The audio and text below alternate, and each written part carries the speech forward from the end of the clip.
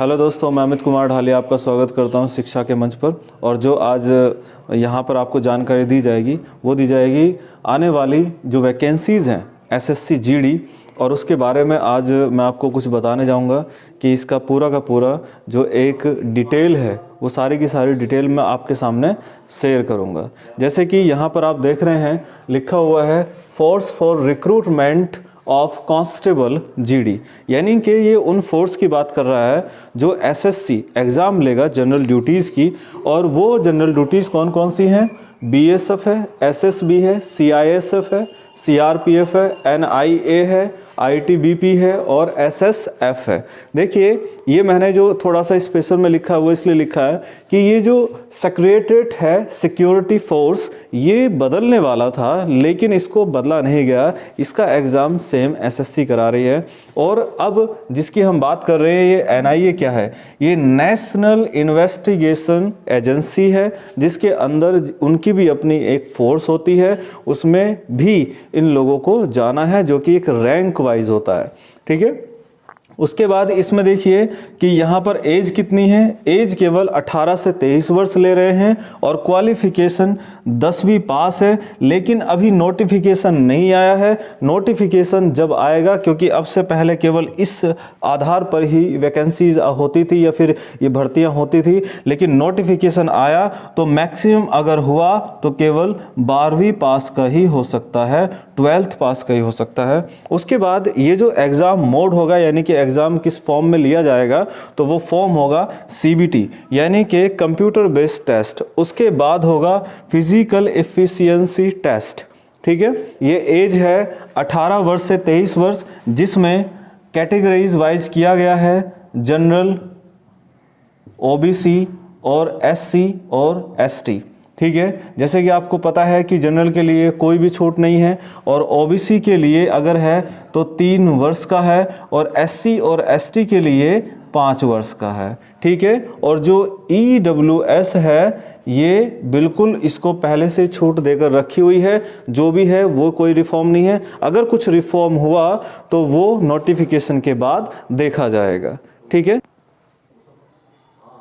और इसके बाद नोटिफिकेशन जो इस एसएससी जीडी का आएगा वो 25 मार्च सन 2021 को आएगा। और इसके बाद एप्लीकेशन प्रोसेस का मतलब है कि जो पूरा का पूरा प्रोसेसिंग है आपके एग्ज़ाम डेट का भरने का या फिर आपके एग्ज़ाम फॉर्म भरने का, ये सारा का सारा प्रोसीजर जो होगा वह होगा 25 मार्च से 10 मई तक। और उसके बाद जो सीबीटी एग्ज़ाम होगा, कंप्यूटर बेस्ड टेस्ट होगा, वो 2 अगस्त 2021 से 25 अगस्त 2021 तक चलेगा, जो कि शिफ्ट वाइज होगा। और जिस तरह से अभी हाल फिलहाल में दिल्ली पुलिस के एग्ज़ाम आपने देखे थे शिफ्ट वाइज हुए थे, वैसे ही ये भी इतने लंबे समय तक ये एग्ज़ाम आपका चलेगा। अब ये एग्ज़ाम में गाइडलाइंस क्या दी गई हैं? जैसे कि फ़ोटो होना चाहिए, आइडेंटिटी क्या है, जैसे कि आपका वोटर कार्ड है, पैन है या डीएल है, ये सारा का सारा जो भी वहाँ पर रिक्वायरमेंट होती है वो आपको साथ में लेकर जाना अति आवश्यक है। उसके बाद हम देखते हैं कि एग्ज़ाम के अंदर आपका सिलेबस क्या है। सिलेबस में सबसे पहले चीज़ आपका क्या क्या आएगा एग्ज़ाम के अंदर, जैसे कि जीएस, मैथ,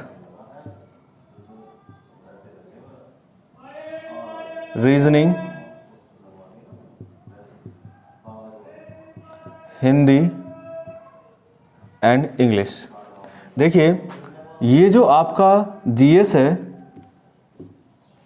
यहाँ मैं लिख देता हूँ मार्क्स, ये 25 का होगा, ये भी 25 नंबर का, ये भी 25 नंबर का और ये भी 25 नंबर का।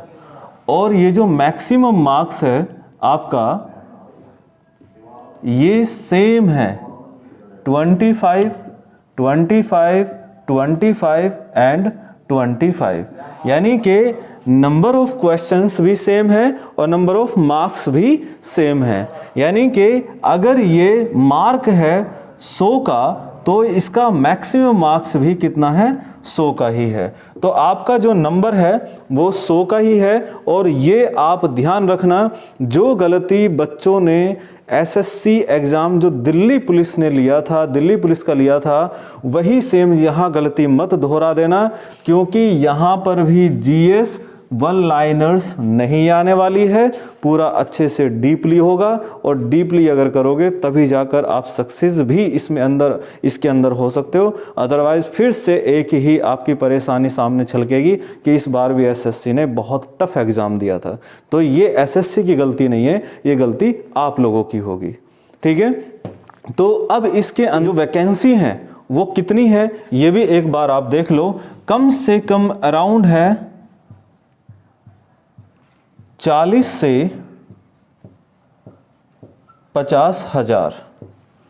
देखिए 40 से 50,000 है, कोई ये ना समझे कि 90,000 है, क्योंकि बहुत लोगों ने ये एक फैला रखा है कि 90,000 वैकेंसीज है। सबका एक अनुमान है, किसी ने बस ये लिख दिया 40 और 50, बस इन्हीं दोनों को काउंट कर दिया कि 90,000 के आसपास होगी, जबकि ये अनुमानित है कि 40 से 50,000 के बीच में ही वैकेंसी आएंगी। और ये बात ध्यान रखना कि अगर ये इतनी सारी वैकेंसीज हैं तो ये कम नहीं है, बहुत वैकेंसीज हैं। तो इस पर लड़ने वाले भी बहुत मिलेंगे। जो दिल्ली पुलिस में रह गए थे वो यहाँ पर भी फाइट करेंगे। तो इसलिए अपनी फाइट को और मजबूत करने के लिए अपनी तैयारी को और भी अधिक मजबूत कर दो। आराम से घर मत बैठो, जितनी मेहनत हो सकती है उतनी मेहनत करना शुरू कर दीजिए।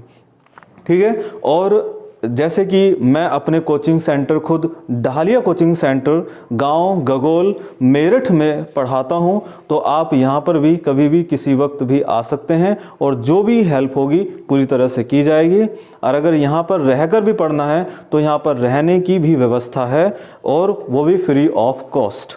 ठीक है, और बाकी प्लीज़ जितना हो सकता है सब्सक्राइब कीजिए और लाइक कीजिए, और जितना हो सकता है दोस्तों के साथ शेयर कीजिए। ठीक है, धन्यवाद।